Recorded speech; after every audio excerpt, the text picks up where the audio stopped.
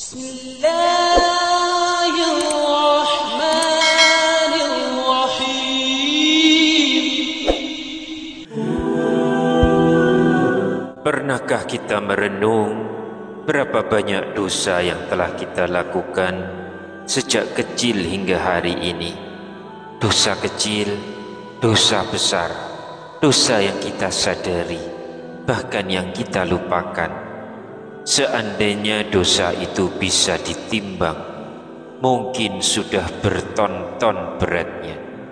Namun, tahukah Anda, Rasulullah SAW mengajarkan satu amalan ringan. Cukup membaca beberapa ayat pilihan dari Al-Quran setelah sholat fardu, maka Allah akan hapuskan seluruh dosa. Dan bagi yang istiqomah, Allah janjikan surga Firdaus. Sahabatku, jangan lewatkan amalan ini. Ringan di lisan, tapi berat pahalanya di sisi Allah. Bismillahirrahmanirrahim. Assalamualaikum warahmatullahi wabarakatuh. Syukur alhamdulillah kita masih dipertemukan kembali di channel ini. Salawat dan salam selalu dan tetap tercurahkan kepada junjungan kita Nabi besar Muhammad sallallahu alaihi wasallam. Allahumma sholli ala sayyidina Muhammad wa ala ali sayyidina Muhammad. Harapan dan doa saya, semoga hari ini Allah lapangkan rezeki kita, ampuni dosa-dosa kita, panjangkan umur kita dalam keberkahan, dan semoga kita semua diwafatkan dalam keadaan beriman. Dan jangan lupa tuliskan sholawat di kolom komentar ya sahabatku. Insya Allah itu akan menjadi tanda cinta kita kepada Rasulullah sallallahu alaihi wasallam, dan semoga kita semua mendapatkan syafaat beliau di hari akhir nanti. Amin ya rabbal alamin.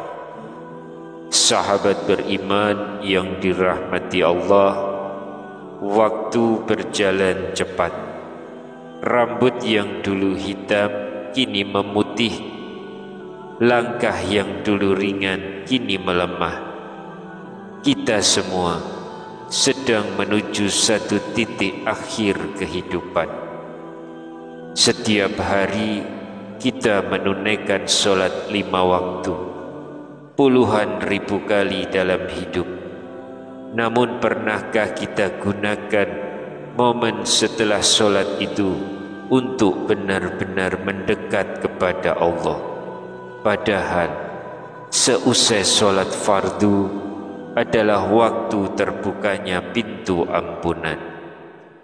Rasulullah SAW mengajarkan, setelah sholat fardu bacalah beberapa ayat Al-Quran pilihan.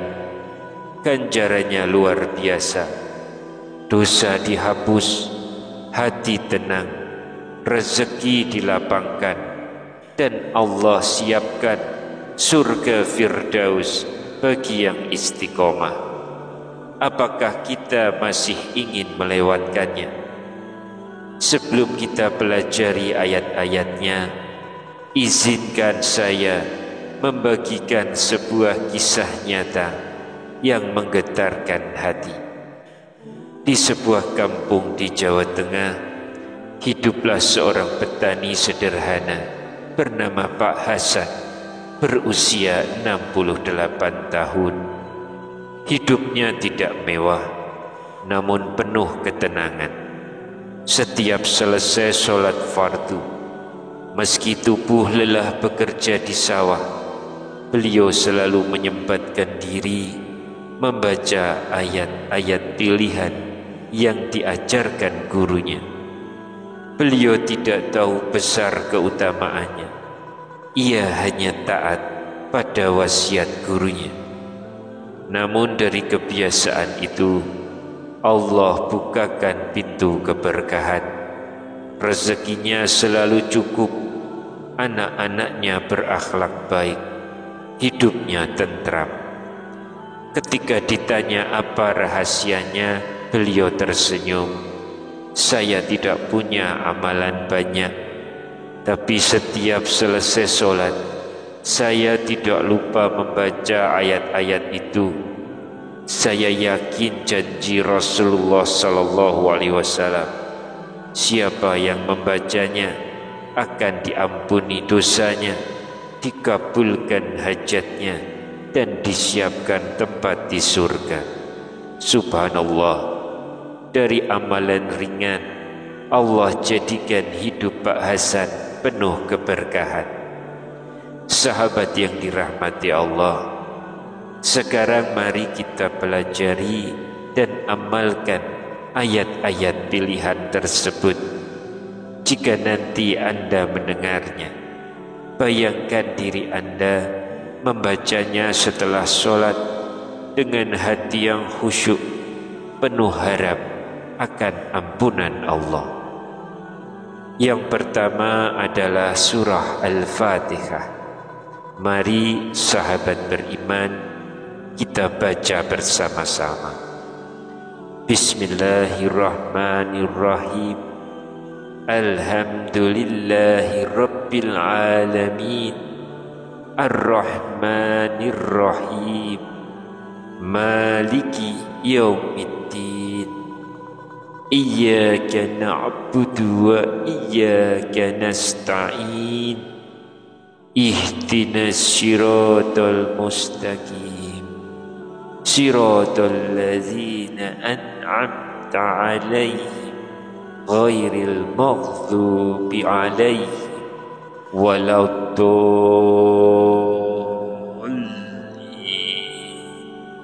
Amin.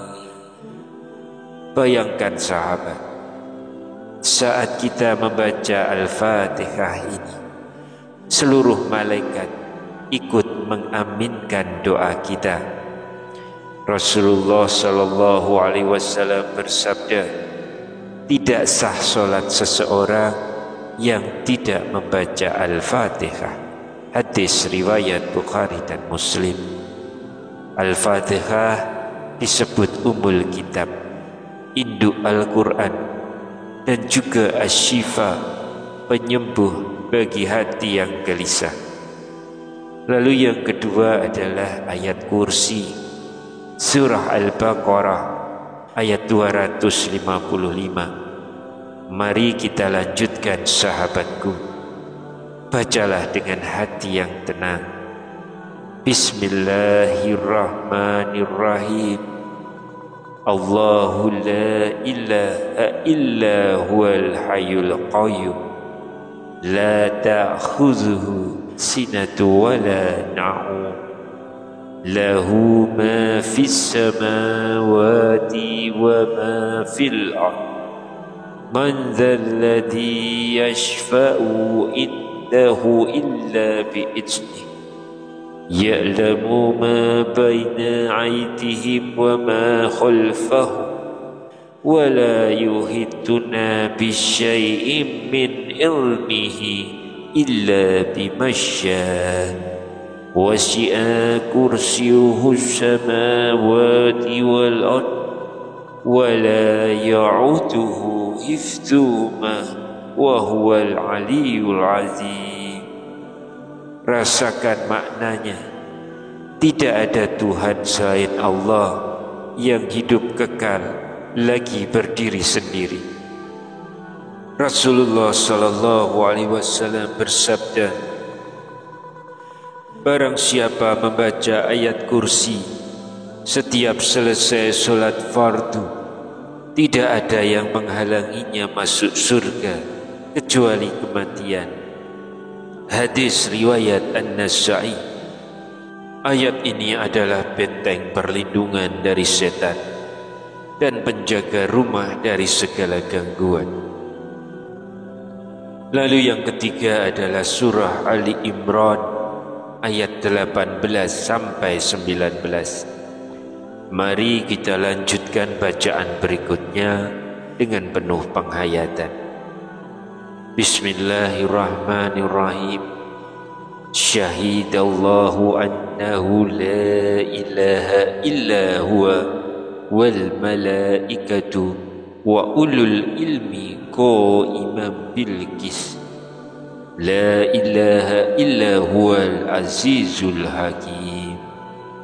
Inna dinna innallahil islam wa ma ikhtalafa allazina utul kitaba illa min ba'di ma ja'ahumul ilmu baghyan bainahum wa ma ya'fur bi'ayatillahi fa innallaha sari'ul hisab. Sahabatku, ayat ini menggambarkan persaksian Allah sendiri, para malaikat, dan orang berilmu bahwa tiada Tuhan selain Allah. Membacanya meneguhkan iman, menegaskan tauhid, dan menjaga hati dari kesesatan. Lalu yang keempat, surah Ali Imran ayat 26 sampai ayat 27. Sekarang mari bersama-sama membaca doa agung ini, doa tentang kekuasaan dan rezeki Allah. Bismillahirrahmanirrahim. Qulillahumma malikal mulki tu'til mulka man tasha'u wa tanzi'ul mulka mimman tasha'u wa tu'izu man tasha'u wa tuzzilu man tasya biyadikal khair innaka ala kulli syai'in qadir tulijul laila fin nahari wa tulijun nahara fil laili wa tukhrijul hayya minal mayyiti wa tukhrijul mayyita minal hayyi wa tarzuqu man tasya'u bi ghairi hisab.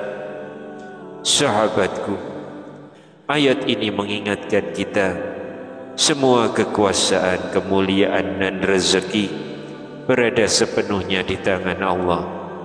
Membacanya menjadi sebab dilapangkannya rezeki, diangkat derajat dan dijauhkan dari kesempitan hidup.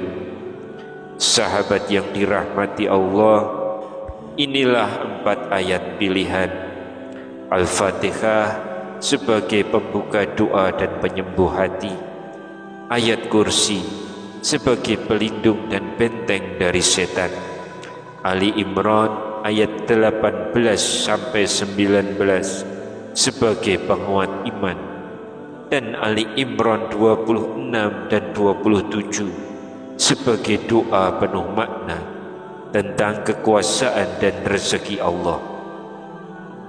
Perlu kita pahami bersama, sebagian ayat ini memang tidak disebut secara khusus oleh Rasulullah SAW untuk dibaca seusai solat fardu, kecuali ayat kursi yang dalilnya sahih dan kuat.